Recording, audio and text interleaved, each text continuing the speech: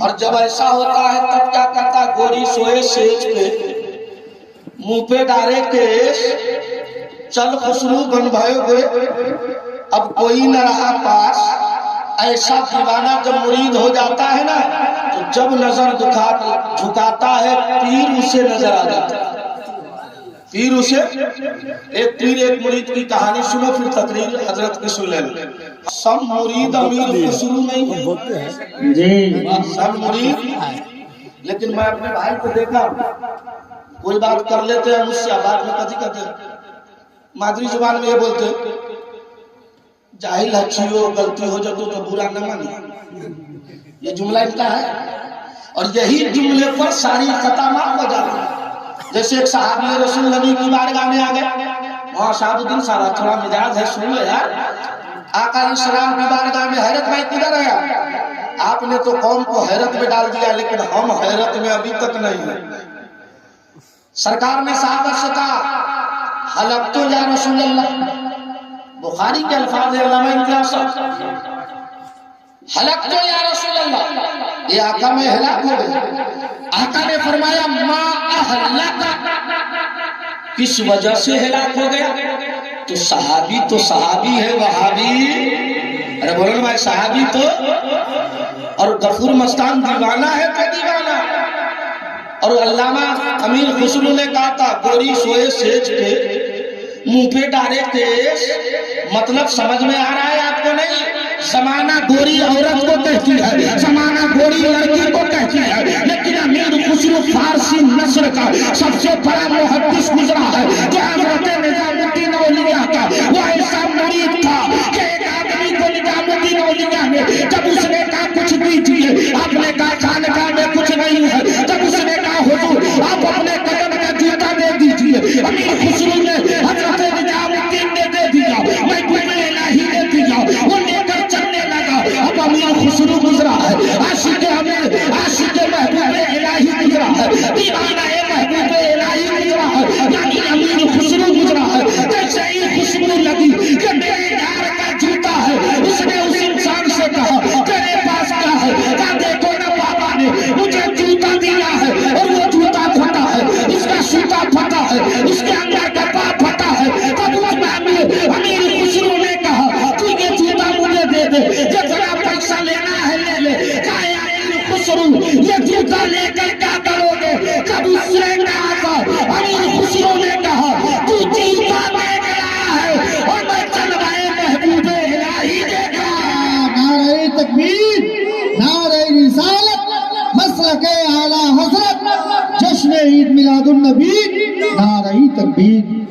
اور جب ایسا ہوتا ہے تب کیا کرتا؟ گوری سوئے سیج پہ، منہ پہ ڈالے کیش، چل خسرو بن بھائے ہوئے، اب کوئی نہ رہا پاس۔ ایسا دیوانہ جب مرید ہو جاتا ہے نا تو جب نظر جھکاتا ہے پیر اسے نظر آ جاتا ہے۔ پیر اسے ایک پیر ایک مرید کی کہانی سنو، پھر تقریر حضرت کی سن لیں۔ ہم تو بہت چھوٹے مولوی ان کے جوتے کو سر پہ رکھتے ہیں تو علامہ حسن رضا کی طرح کہتے رکھنے کو مل جائے نالے پاک حضور، تو پھر کہیں گے کہ تاجدار یہ اور اعلیٰ حضرت فرماتے ہیں شرے جھڑ کے تیرے پیداروں کی، تاج سر بنتے ہیں سیاروں کے۔ یہ شعر سمجھ میں نہیں نہ آیا تو سبحان اللہ بولیے تو سمجھا دیتا ہوں۔ منشی جی چیزیں دلدلا کے آئے ہیں، اس کے بعد بولو، ہم سمجھ گئے۔ ہاں کمائے لنگوٹی والا کھائے دھوتی والا، یہی سب وہ نہیں کرتا۔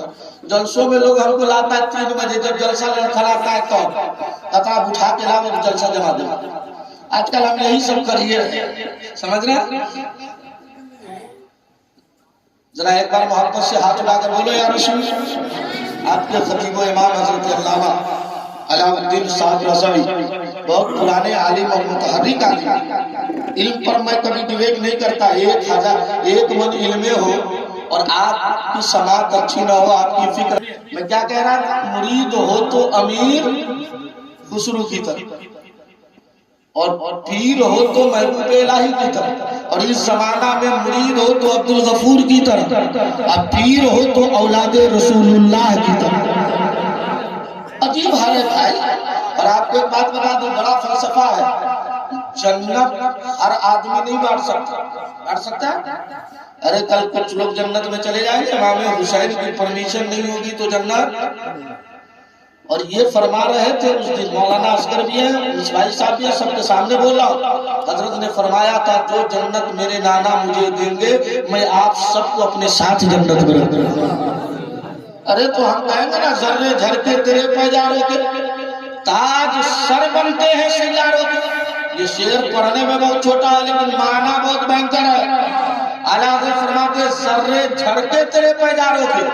پیزار یہ فارسی لفظ ہے، پیزار، اب پیزار کا معنی ہوتا ہے نالین، جوتا۔ کیا ہوتا ہے؟ جوتا۔ اعلیٰ حضرت فرماتے ہیں کہ جب مصطفیٰ جوتا پہن کے نالین شریف گزرتے تھے اور اس میں جو گرد و غبار لگتا تھا اللہ اسے زمین پر نہیں رہنے دیتا تھا بلکہ اڑنے کی صلاحیت دیتا تھا، اور جب وہ اڑتا ہے اور چاند سورج میں بیٹھتا ہے تب اللہ اسے روشنی عطا فرما دیتا ہے۔ اور غفور بھائی ہمیشہ ایک جملہ بولنا، اعلیٰ حضرت کی طرح کوئی پوچھے تو کہہ دینا کیسے آقاؤں کا بندہ ہوں رضا۔ سبحان اللہ تو بنتا ہے نا، کیسے آقاؤں کا بندہ ہوں رضا۔ اب چونکہ آج کل سلمان اظہری صاحب آتے ہیں تو لوگ جاتے ہیں تو کوئی ہاتھ توڑواتا ہے تو کوئی گولی توڑوا لیتا ہے، اب بعد میں لوگ کہتا ہے نہ گئے ہوتے تب بڑھیا کرتوں پر۔ ہاں معلوم ہوا جب آپ کے یار نے آپ کو خبر دے رکھا تھا کہ پیر نے جب کہا تو آپ کو رک جانی چاہیے۔